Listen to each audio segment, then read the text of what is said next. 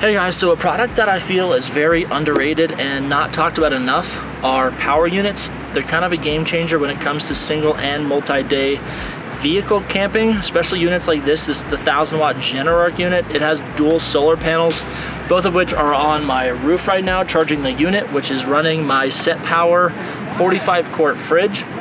Cool thing about that fridge is that it has an eco mode, so when it gets down to temperature, it'll hold that temperature for as long as it can without drawing any power, and then once it needs it, it'll start drawing again. I actually have a full review on that fridge, and I'll link it in the cards above if you want to check that out, whichever side it is. I always forget, but this unit will be my daily driver for the next 3 days while we camp out in the Twin Lakes area in Colorado. So we will definitely see how this unit is, but let's go take a look at camp.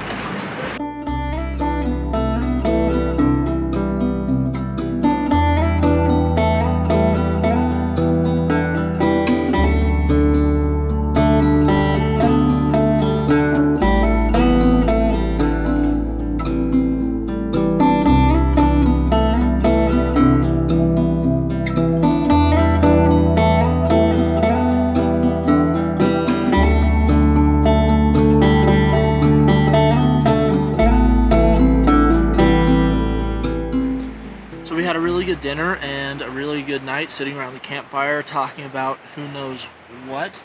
We're gonna go ahead and get the solar panels for the power unit set up over by the tent. The sun set that way, so we're gonna set them up facing that way, so when the sun comes up in the morning, they'll start drawing power.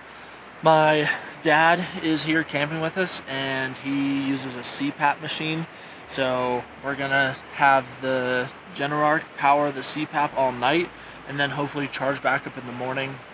I'm gonna run the fridge off of a 200-watt Jackery for the night. Should be fine on eco mode running that and keeping everything cool in there.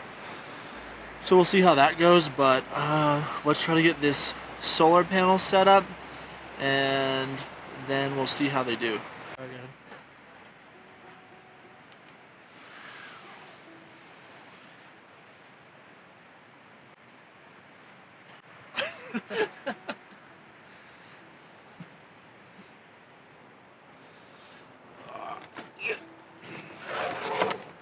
They fold up and they magnetize together as well.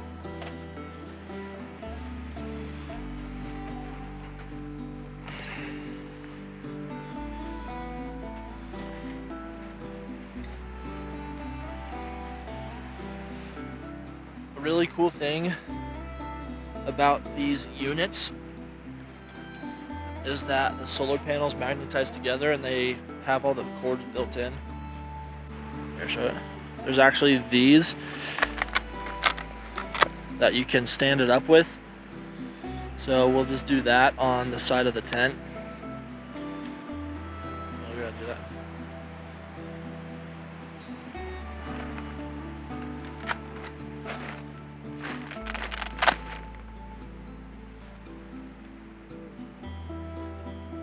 Yeah, somewhere right around there. And we can just run that into the tent and connect to the unit overnight. Alright guys, so if you're using the dual solar panels, it's going to come with this splitter that you can just connect both solar panels to. And then you run that jack into the unit. You can also just run one of the solar panels and it has both the connections built in. So that's super handy.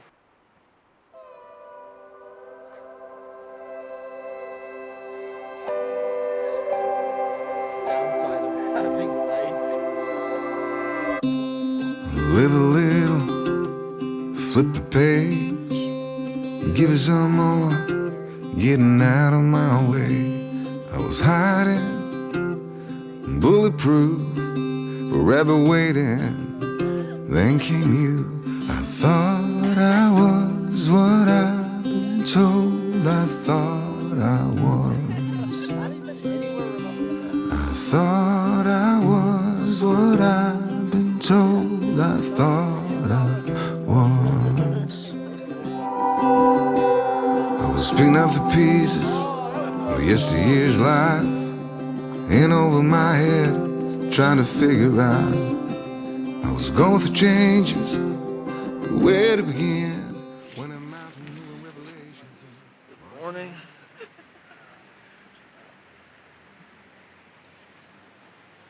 Had a pretty rough night sleeping. Didn't sleep much. Got pretty cold in this tent. But units out here charging.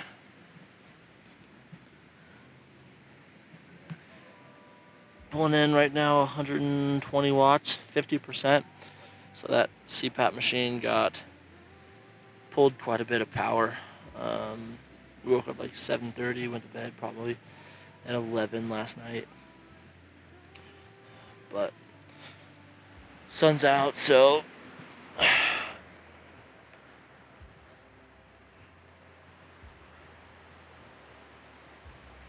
solar panels are getting it charged. Hopefully get up back around 70. But let's go look at the fridge. Daiquiri is at 77%.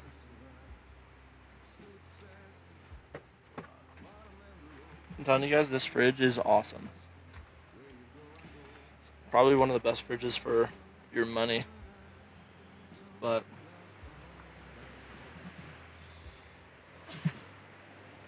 we're gonna make some breakfast and then see where the unit gets charged back up to by then. Been a long time, baby, and a long time low. Stick with me, maybe. Don't let me go.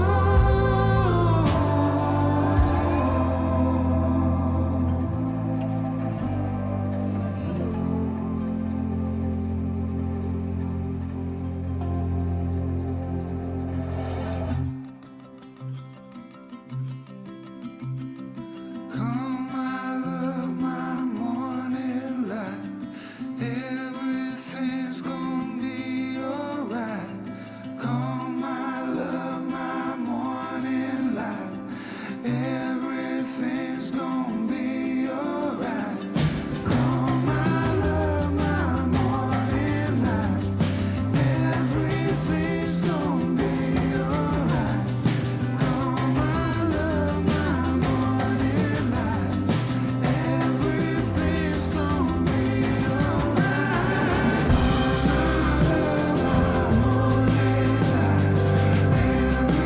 Everything's gonna be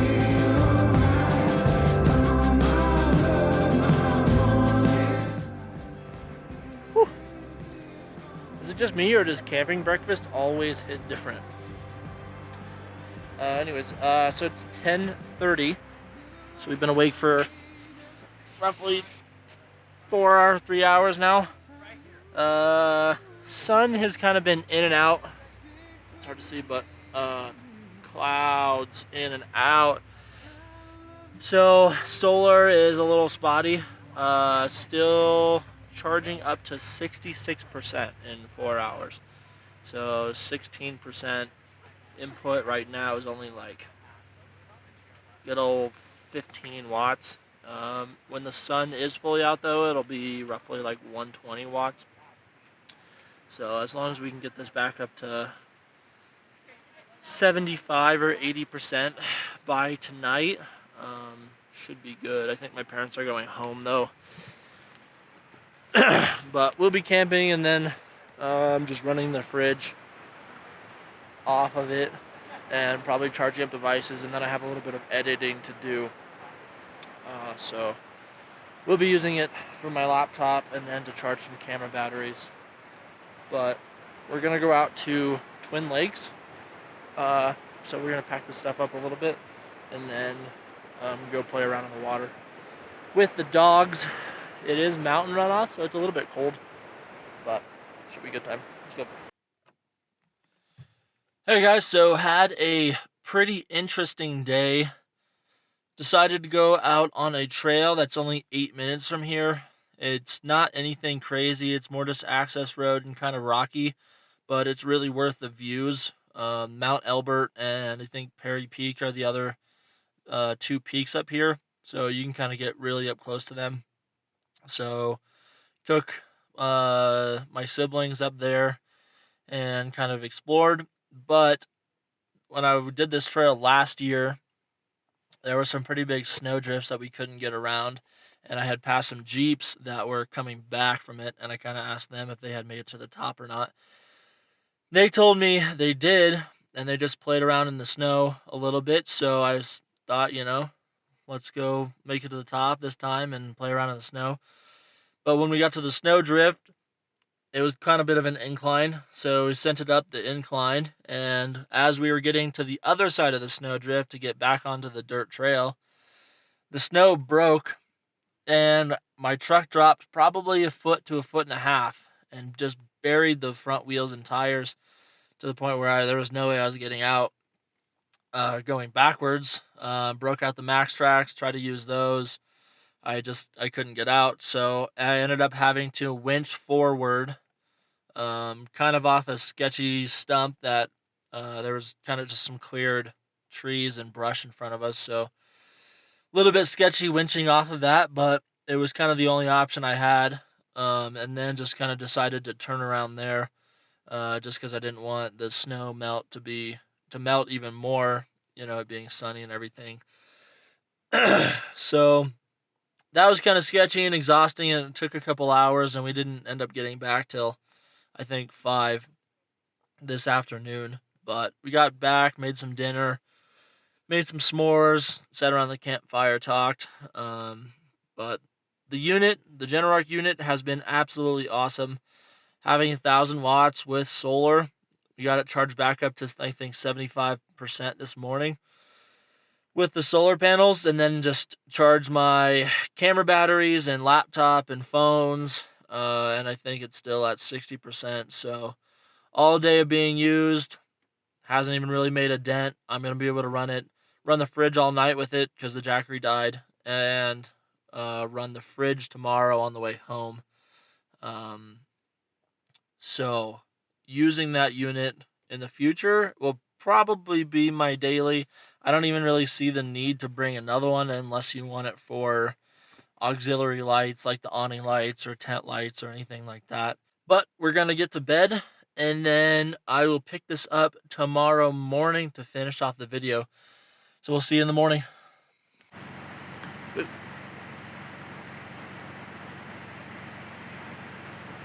Alright guys, so we got all packed up. We're going to head to my parents for some breakfast burritos, but the unit did great. Did absolutely great. I will be replacing all of my units with the Geneverse 1,000 watt unit as my daily driver and my driver from here on out to power all of my electronic needs. If you guys are looking for one, I will link them down below in the description. But other than that, thanks for tuning in, and we'll see you in the next one. Peace.